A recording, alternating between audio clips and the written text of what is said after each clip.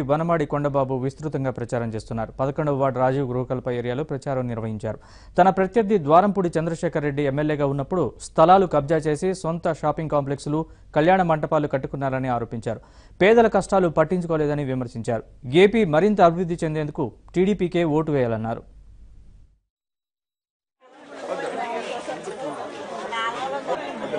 అందరూ ఆశీర్వదించండి, ఆయన అఖండ మెజార్టీతో గెలుస్తారు. అమ్మకి ఎలా పసుపు ఇచ్చాం, పెన్షన్ ఇచ్చి అమ్మలు ఏం చేస్తారు అడగమన్నారు. అందరూ బాగుంటారమ్మా, అందరికీ మంచి జరుగుతుంది. మంచి పథకాలు పెట్టారు, అన్ని వస్తాయి మీకు.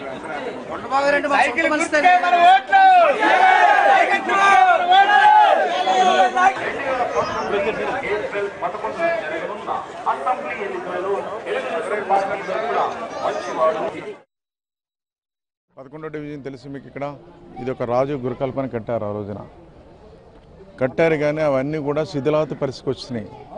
కట్టిన 7 సంవత్సరాలకే శిథిలావతి పరిస్థితికి వచ్చినాయి. పడిపోయే పరిస్థితి వస్తే అవన్నీ కూడా మా ప్రభుత్వం వచ్చిన తర్వాత ముఖ్యమంత్రిగా నారా చంద్రబాబు నాయుడు దృష్టిలో పెడితే పడిపోయే పరిస్థితి ఉన్నా సరే డెలికేట్గా కట్టారు. ఇవన్నీ కూడా చెప్తే 10,000 రూపాయలు ఇచ్చారు. ఆ 10,000 రూపాయలతో రిపేర్లు చేస్తున్నారు. ఇప్పుడే అన్నీ కూడా ఒకటొకటి చేసుకుంటూ వస్తున్నారు. రిపేర్లు కూడా చేస్తున్నారు. సరే, ఒక మాటలో చెప్పాలంటే ఈరోజు మా ప్రత్యర్థి అయినటువంటి ద్వారంపూడి చంద్రశేఖర్ రెడ్డి గారు కాకినాడ పట్టణానికి 5 సంవత్సరాలు పరిపాలన చేసి ప్రజల సమస్యలు పట్టించుకోలేదు. కేవలం వ్యక్తిగత స్వార్థం కోసం పనిచేసుకున్నాడు ఆయన. కేవలం 5 సంవత్సరాలు కూడా ఆయన ఒక రిలయన్స్ మాల్ కట్టుకున్నాడు, కళ్యాణ మండపం కట్టుకున్నాడు, అవి ఇవి కట్టుకున్నాడు తప్ప తన కోసం పనిచేసుకున్నాడు తప్ప ప్రజల కోసం పనిచేయలేదు. మేము వచ్చాం ఈరోజు ప్రజల కోసం పనిచేస్తున్నాం.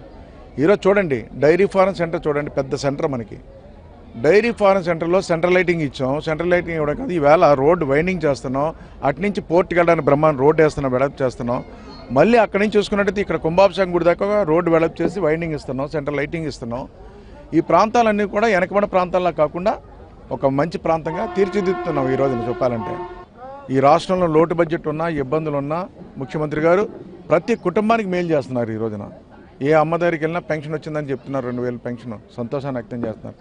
ఈ అక్క చెల్లిని అడిగినా కూడా పసుపు కుంకుమ వచ్చింది బాబు, మళ్ళీ ఇస్తారని ఒక నమ్మకంతో ఉన్నారు. ఈ విధంగా ప్రతి కుటుంబం కూడా సంతోషంగా, ఆనందంగా ఉంది. ఈరోజు ప్రజల్లో ఎక్కడికి వెళ్ళినప్పుడు కూడా ప్రజలందరూ కూడా మీకే ఓటేస్తాం బాబు, సైకిల్ గుర్తుకు ఓటేస్తాం బాబు, మిమ్మల్ని నెగ్గిస్తాం బాబు అని చాలా స్పష్టంగా చెప్తున్నారు ఈ రోజున. కొడంగల్లో